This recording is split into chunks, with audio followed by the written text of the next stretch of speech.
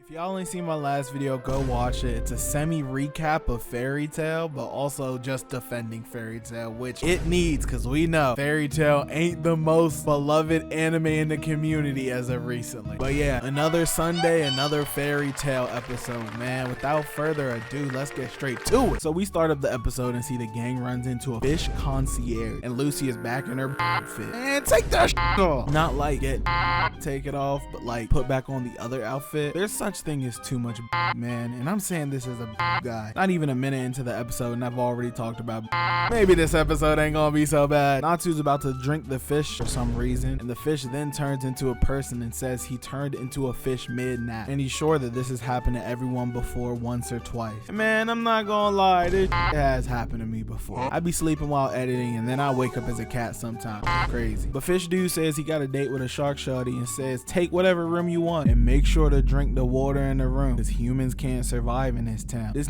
done hit the bill move on their drink, and I ain't talking nine. So we sit a drink and that look like a damn Fortnite mini. But like me, I would not pop that. I'm lying like a that's some Diddy juice or something. So Gray wakes up to find out that he's underwater now, and bro starts tweaking because he thinks he can't breathe but realizes he can. And then Natsu pulls up and he's like, hey bro, we underwater with it now. We see Lucy and Wendy in the back, and even Urza racing Sharkette. Why is she racing Sharkette? Don't ask me, bro, just let her do her. Is she bad while doing it? So like, are we really gonna be mad? And then Fish nigga is like, hey man, that was a little pills and potion, you know, because this is what the city really looked like. And Lucy over here like, wow, this reminds me of a fairy tale I read. And I'm like, a fairy tale? So Gray is like, hey man, we trying to find the water god. You know where he at? And these fish get on BT, man. Sharkette turns out to be Sharkina and tries to bite Urza. Sharkina is crazy, by the way. Imagine if her name was Sharkeisha. I'd be dead, bro. Sharkeisha really in Fairy Tail might be the best anime of all time. The fish try to eat Happy Crazy Twist, by the way, and this freak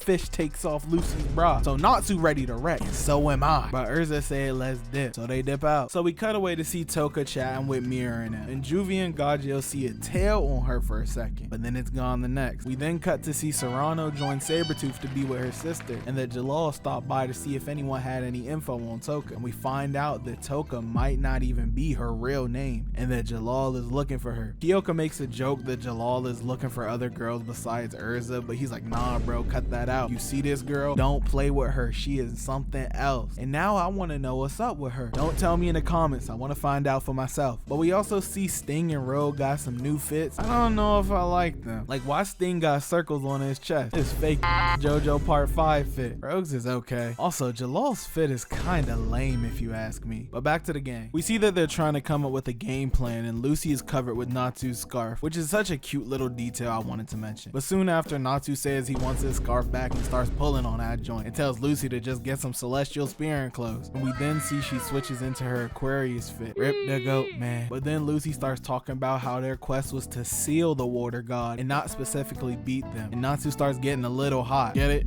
Hot. But Urza's like, hey, cool it. You know better than anyone, there are good dragons too. And Natsu's like, fine, but if they hurt y'all, I'm crashing out. And so with that being said, they go back into the town disguised as fish using Gemini's magic. We then see the fish nigga is actually talking to the real Sharkette, and she's like, I heard you been f***ing with them humans. He's like, baby, please, some of them are good. She's like, if some of them are good, then go date them then. It's about the realest depiction of a girlfriend ever, man. You say anything positive about anyone else besides her, and she's like, go date them. That be having me sick. And Natsu, Lucy, and Happy find a woman who was captured and is supposed to be sacrificed to the water dragon god. But as soon as they find her, the dragon pulls up and she breaks out of her shackles, as this was all a plan for her to find the dragon and beat him. And she starts weaving attacks left and right, and then uses one of her own, being Dragon Slayer's secret art, Blade Dragon Sword Dance, and cutting the entire dragon into pieces. I'm sitting here shocked, boy. I thought we met all the Dragon Slayers. But then again, I also did think we had met met all the dragons. Hey man, new continent, new content, and I'm here for it. So she starts eating the dragon and finds out from its taste, I guess, that it's not the real dragon god, and then attacks Natsu because she's irritated. And Natsu asks what is she, and she reveals herself to be named Kiria, and she's from a guild called Diablos. It's full of dragon eaters, wizards who gain dragon slaying powers from eating dragons. So she asks if they're after the water dragon god too, and Natsu's like, I'm not telling you. So she slashes at him. He blocks it and is ready to fight, but they are underwater and he can't make no fire underwater. So Lucy uses an attack and it gets cut straight through, and Kiria says there's nothing she can't cut. We then see that all of Lucy's clothes get cut off in that moment. Villains love stripping Lucy naked, bruh. I ain't a villain, but I get it. Lucy said, why'd you do that? And Kiria says, you look delicious in a different type of way. Man, it's super freak villain. But Lucy, I know how you can beat her. Squirting contest!